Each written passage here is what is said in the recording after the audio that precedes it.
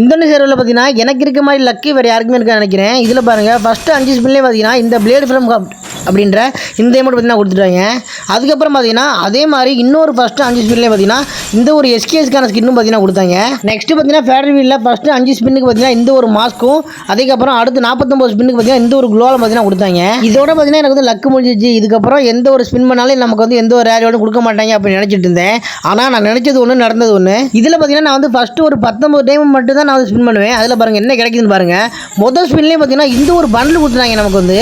ஆனால் சத்தியமாக சொல்கிறேங்க ஏதோ எறா மீன் கிடைச்சா போகுதுன்னு நினச்சிட்டு இருந்தேன். ஆனால் இந்த சொரா மீனே மாட்டோம் அப்படின்னு சொந்த தின்னும் அப்படிங்கிற நான் நினச்சதில்ல.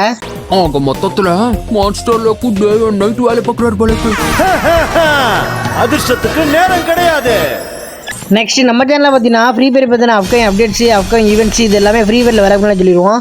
அதான் நீங்கள் தெரிஞ்சுக்கணுன்னா இந்த வீடியோக்கு லைக் கொடுத்துட்டு நம்ம சேனலை சப்ஸ்கிரைப் பண்ணிக்கோங்க. அப்போ தான் நம்ம போகிற வீடியோஸ்லாம் நோட்டிஃபிகேஷனில் வரும்.